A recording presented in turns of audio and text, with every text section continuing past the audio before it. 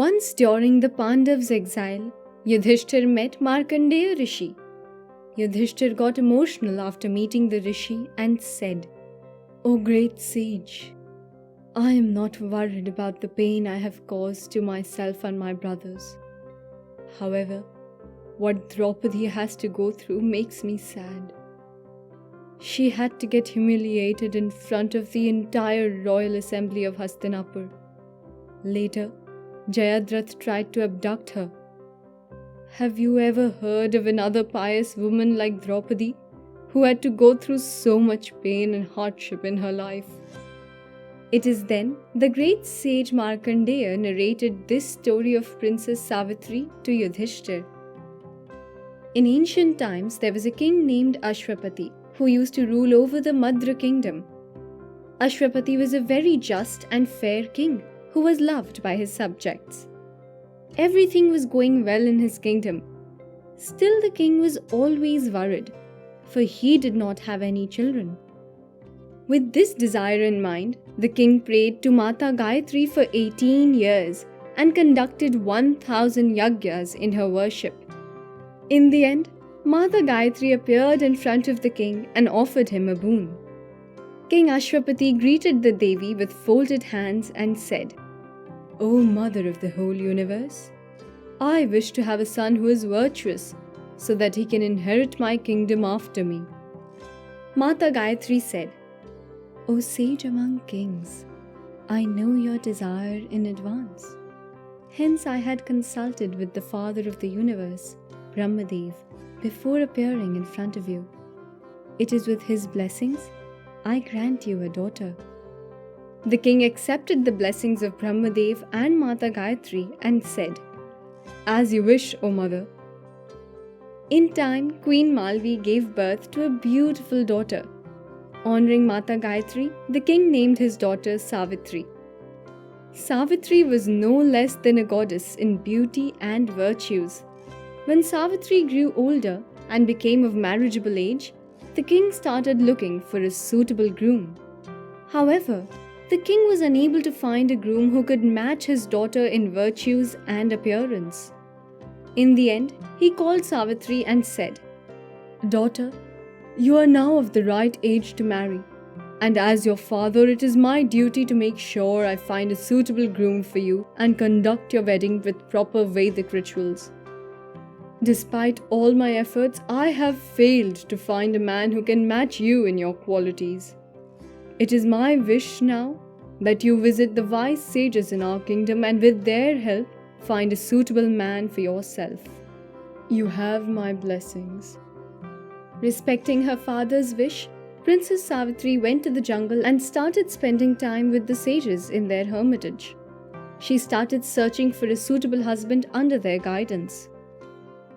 One day, Devarshi Narad was visiting King Ashwapati. When Devarshi Narad was having a conversation with the king, Savitri entered the royal court. The king was extremely pleased to see his daughter return.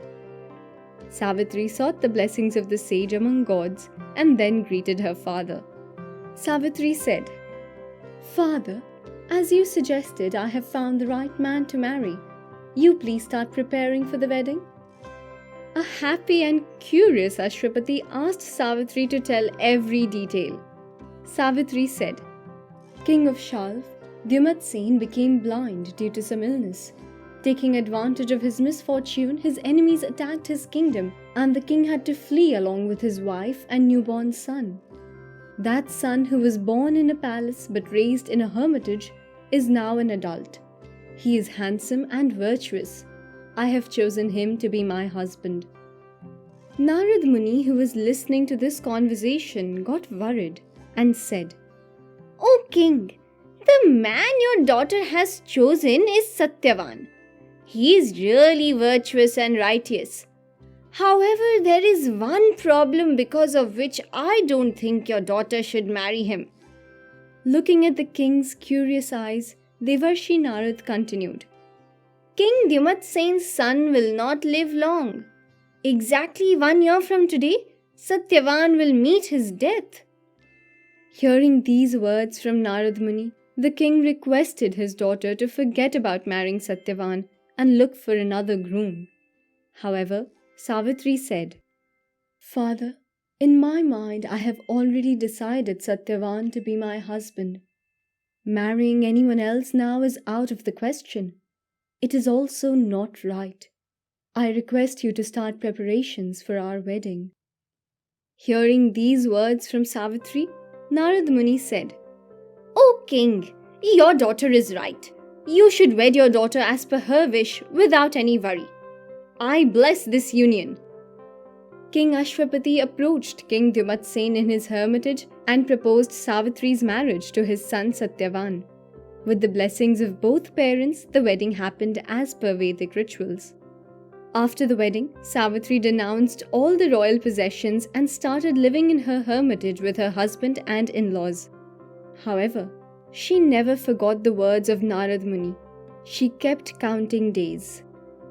4 days before the fateful day, Savitri started fasting and praying to gods. She did not eat or drink anything for these 4 days. On the fateful day when Satyavan decided to head to the forest to pick some fruits and wood, Savitri insisted on accompanying him.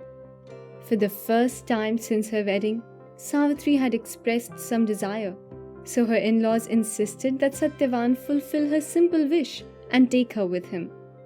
Throughout the way, Savitri kept remembering the words of Narad Muni. Suddenly, Satyavan started sweating and felt very weak. He came to Savitri and said, "Savitri, I am feeling very tired and cannot even stand. I think I should rest for a while." Satyavan rested his head on Savitri's lap and fell asleep. In a moment, his body became colorless, and Savitri noticed a heavy-set man dressed in red and holding a noose in his hand, standing in front of them. Savitri said, "Looking at your divine appearance, I have no doubt that you are a god. I request you to introduce yourself and let me know what you desire coming here." Yamraj replied, "I am Yam.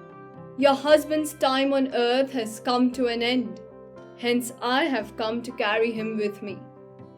After saying these words, Yam tied Satyavan's soul to his noose and started going away.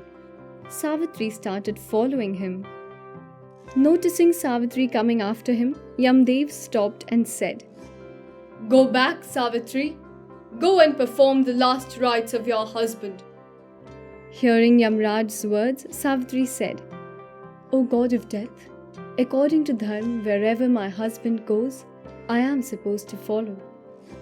Yamraj said, "Don't be stubborn, Savitri. Ask me for a boon except for your husband's life and go back." Savitri said, "O Dharmaraj, if you want to offer me a boon, then please make sure my father-in-law can see again. Make him powerful and able, as he was before he lost his eyesight." Yamraj said, "So be it," and started walking again. In a while, he turned back to see that Savitri was still there. Savitri said to Yamraj, "Only truly blessed ones get to experience the company of gods. Any conversation with gods is a blessing. I cannot forego this once-in-a-lifetime opportunity." Yam asked Savitri to ask for another boon except for the life of her husband. Savitri asked for her father-in-law to regain his lost kingdom. Yam said, "As you wish," and moved on. Savitri continued to follow Yam and said, "You carry people out of this world against their wishes. However, in this world, showing kindness to others is the biggest virtue. You should also show kindness to me." Hearing these words from Savitri, Yamraj said, "Savitri, I am very pleased with your words. You can ask for one more boon, but please know that I will not spare the life of your husband." Savitri said, "O son of Vivaswan, my parents do not have any sons. Please bless them with 100 sons who can carry their legacy forward." Yam said, "Your mother Malvi will give birth to 100 illustrious sons of your father, Now stop being stubborn and return to your in-laws. They need you the most in this time of grief. Savitri replied, I do not know how far I have come following you. I do not know if I will be able to go back now. I feel like the only option left to me right now is to keep following you. Yamraj smiled at Savitri's words and said, Okay, ask me for one more boon. I can give you anything except for sparing the life of Satyavan. You have to go back this time though. Savitri stood in front of the god of death with folded hands and said, O god of afterlife, I have experienced all the joys of life except motherhood. I have heard that being a mother is the supreme joy any woman can experience. Please give me a boon to become the mother of 100 illustrious sons. Yamraj said, So be it, and moved on. Savitri stopped him and said, Maharaj, I am a woman of virtue. You are taking away my husband. Without him, how do you think I would become the mother of 100 sons? Yamdev smiled and said, O Savitri, my boon cannot go in vain. I am returning the soul of your husband and bless the two of you a 400 years long life together. Two of you now have my blessings. Saying this, Yam released Satyavan's soul from his noose and disappeared. Thus, after getting her husband's life back, Savitri went back to the place where Satyavan's dead body was. She kept his head on her lap and started waiting for Satyavan to open his eyes.